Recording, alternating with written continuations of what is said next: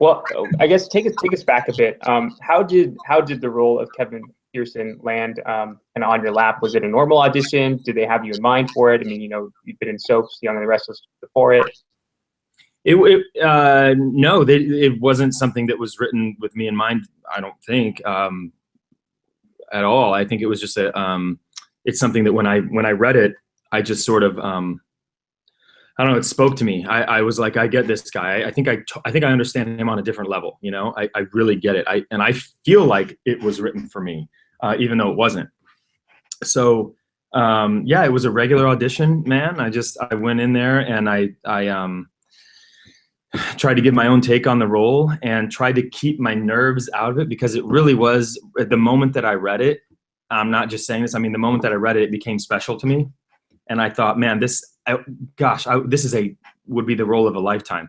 So you try to sort of compartmentalize and get that out of the way, because that'll just get in your way if you're in the room, if you're anything like me. And then you try to do your job. And I was fortunate enough to fool them into hiring me. No, but it's been great, ever since. But I would love to sit here and tell you the role was written for me, but no, of course not. No. The regular audition. Gotcha. That's awesome.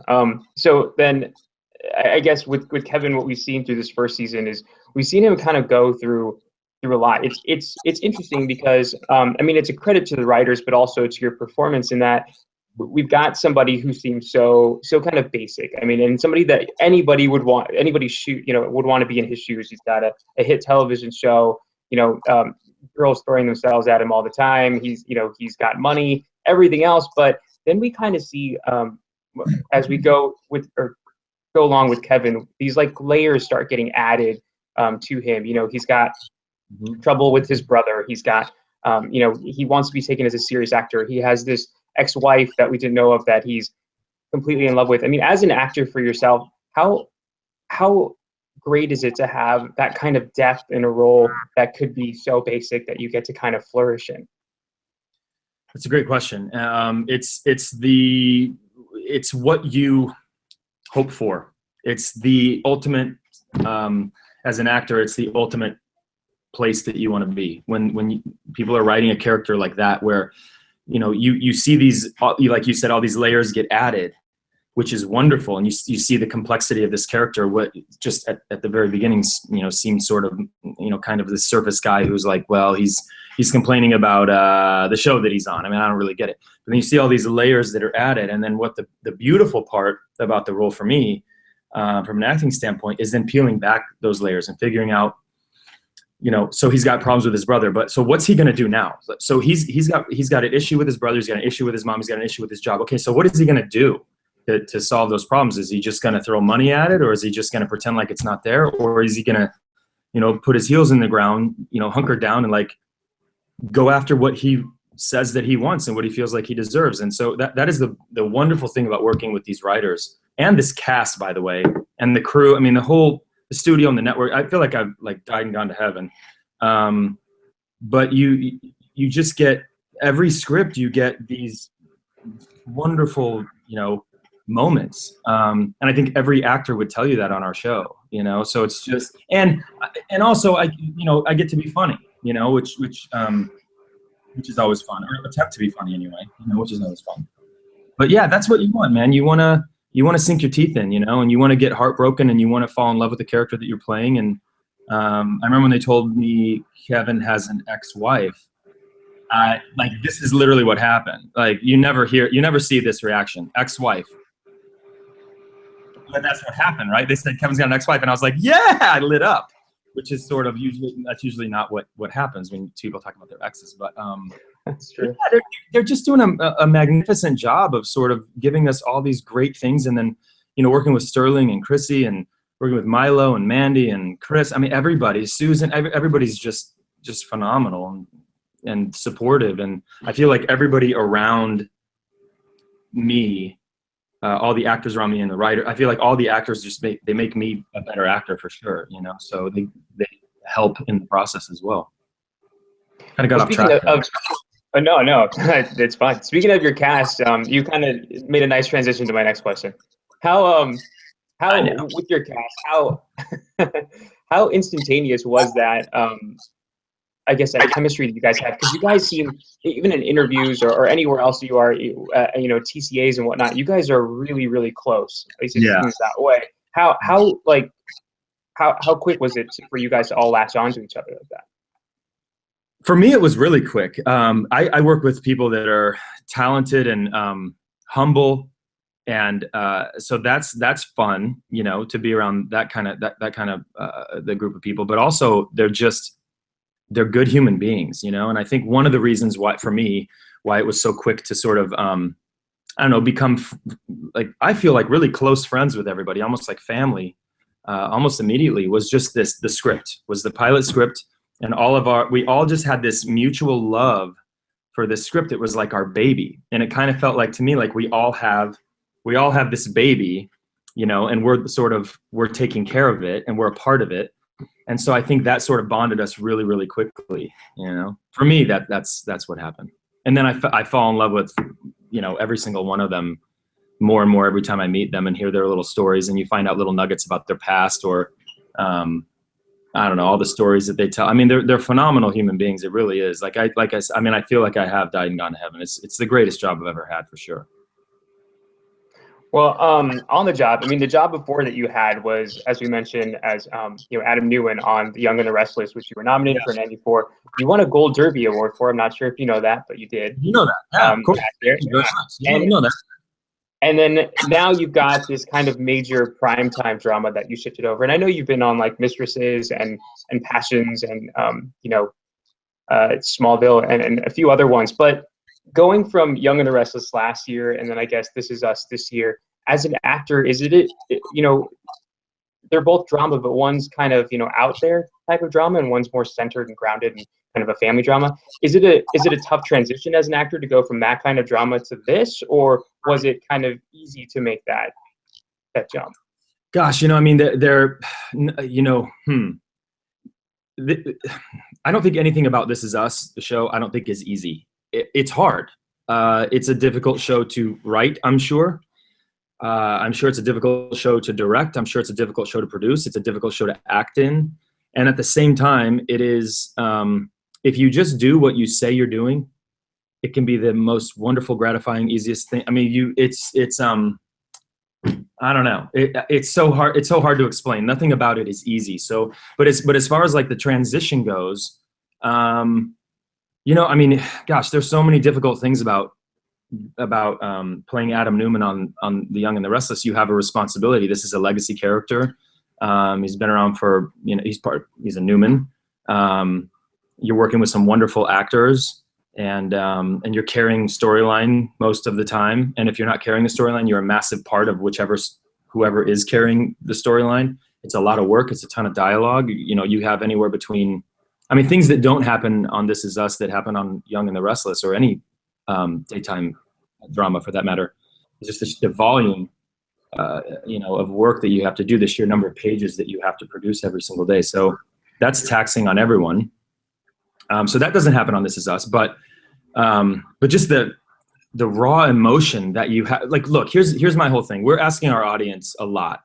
We're asking a lot of them, not only to tune in for an hour, and everyone's so busy, but we're asking them to give us, like, to sort of dive in and cry with us and feel these deep emotions with us and laugh with us. And I feel like the very least we can do is do the exact same thing and be authentic, and that takes, it's exhausting. You leave work, you're fulfilled, but you're exhausted, right? Because you're emotionally spent. So we're all in it together.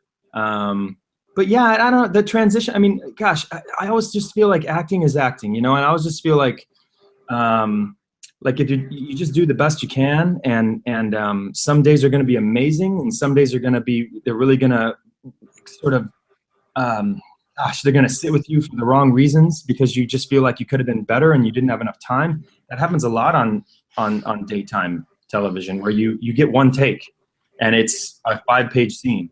And come on, really? I guess it's your job to make sure that it's tough, and it's your job to make sure in that one take that it is great, or as great as it could be, because you're not going to get another one. So they're different in that way, stylistically, I guess, and sort of like the amount of prep that you have and how you prep for it. But acting is acting, I think,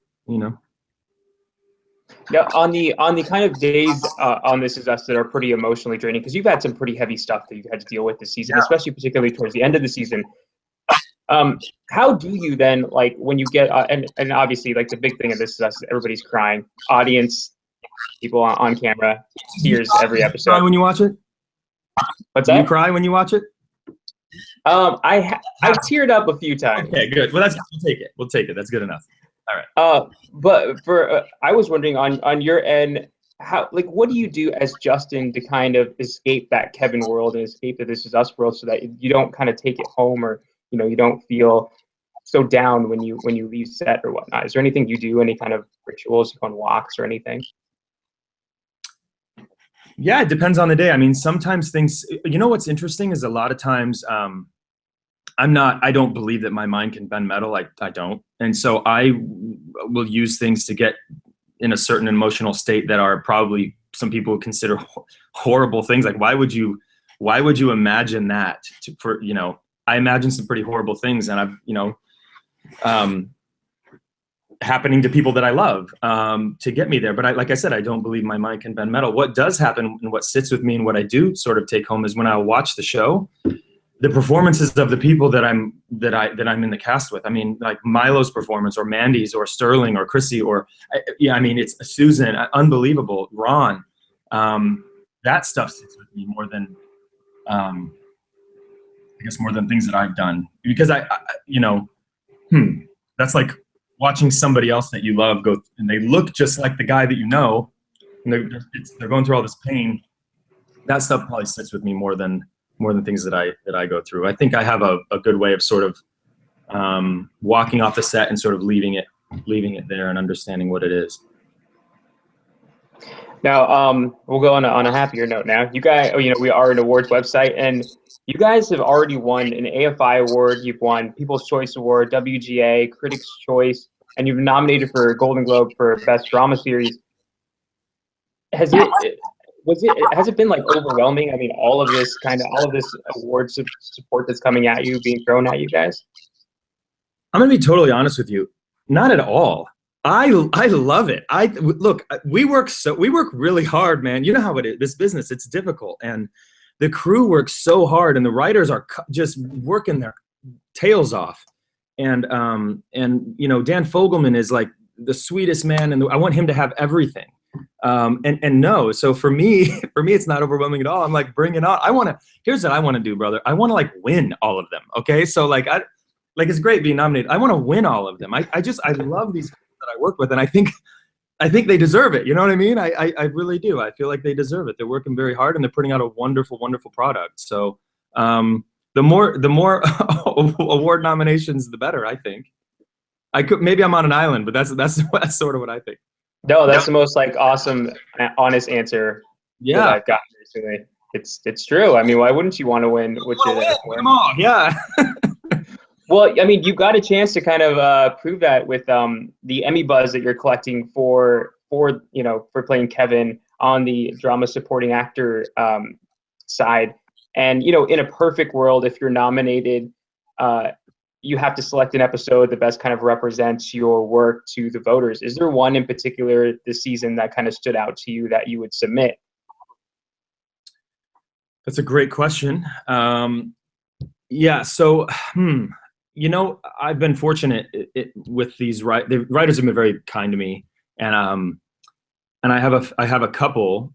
One of the ones that stands out to me is definitely episode 5, where I'm saddled with the responsibility of taking care of Randall and Beth's children as they go off and use my hotel room to get away for like an adult night, and I'm there with William and everything, and it's like everything's just not going well, and I start scaring them and talking to them about death unintentionally, and so now these little girls are scared, and I'm trying to help out, but I'm just it's a disaster. And I think Randall's going to kick me out of the house, and he's never going to talk to me again. I've destroyed his little girls. It's this well-intended guy who he's a buffoon sometimes, charming buffoon. But then I think, sitting down, and then he sat down with William, and in a weird way, he got, he's been missing this fatherly advice because his father hasn't been there. He's deceased. And William takes on that role, And it's just I just love the way that these writers tie everything together. And here's William, who abandoned his son for whatever reasons, and now he comes back and he has an opportunity to sort of be fatherly to Kevin. And so he sort of takes that advice and he goes upstairs, and then the painting, you know, we're all in the painting, he sort of re-explains what he was talking about to the girls, and then you find out that was sort of, you know, that's what our show is about. That's what, you know, life is about. That's what Kevin's play is about, and all of that kind of stuff. That show stands out to me. Kevin leaving the play to go be there for Randall when he had his breakdown at his panic attack. Jack Pearson's son. That's the episode. Okay, that stands out to me. You know, the pilot stands out to me. I mean, for so many reasons. That was just a magical episode. I just feel like when, you know, it was the very first time any of us ever played any of these characters. And I just felt like it was so well done by everyone and directed, like just brilliantly directed. And so I have a few, thank God. I mean, like I said, they've been so kind to me. So, you know, I'd say maybe between those three, I could be forgetting one, but I've had so much fun on the show. But those are the three probably that stand out. Good choices. Those are good choices. Now we'll go ahead and end on just a few quick fan questions, because I did send some in. Actually, a lot, and I had to kind of narrow it down. So hopefully nobody's. I'll try to answer quickly. We can go however many we want. Yeah. All right. Well, I've just got three because I know you've got to run pretty soon. So Danielle would like to know, what acting advice would you, Justin, give to Kevin? What acting? That's a really good. Man, what would I tell Kevin? Well, now, you know, it's interesting. Now I don't know if I'd tell him much. I don't know if I think he's very much figuring it out. I think at the beginning of the season, I would have told him. I think after the pilot episode, I would have said, "Hey, Kevin, here's the deal." Or actually, before the pilot episode, I would have said, "Here's the deal, man. I can see that you're about ready to explode and have a meltdown. But no one remembers what you did when you were there. They remember how you left. So that's not how you want to exit, you know, a job." I would have told him that. But now I think he really has grown up quite a bit, you know, and all these things that he wanted to do, I think he's figured out a way to kind of get them done, and he's made great strides, I think. So I don't know. I enjoy I would say if one of my friends was Kevin in real life, I would just enjoy watching that sort of process, you know, that growth. My TV journal would like to know, were there any particular emotional scenes that were really hard for you to portray? Well, let's see. Emotionally hard. There were quite a few. But I guess acting wise, you know, not really. I have a process that I go through, and it seems to be working, and I'll use it until it doesn't work, and then I'll have to find a new process. But and I try not to talk about it, because I feel like once you talk about it and you expose it, then it's sort of like you've gone through therapy, you've gotten over it, and you got to find another way to get, you know, worked up. So I keep that to myself. But you know, I guess in a way they're all if you're really going to do what you say you're doing, if you're really going to like go there, they're all, you have to be willing to emotionally go there for real. I mean, people can tell when you're faking it, you know, so you certainly don't want to do that. They'll call you out on it. So they're all difficult in their own way, you know. And then final question from Samantha. She wants to know, are we going to see more of Kevin and Sophie in the past and in the present? I hope so. That's a really great question. I hope so. That's actually one of my hopes. And in keeping with the show, sort of the way the show kind of moves and tells the story, we can go back, and if there's a particular instance, moment that they're talking about, you know, where maybe there was a break, or maybe there was an argument, we can go back. I mean, as long as it wasn't, you know, too far back.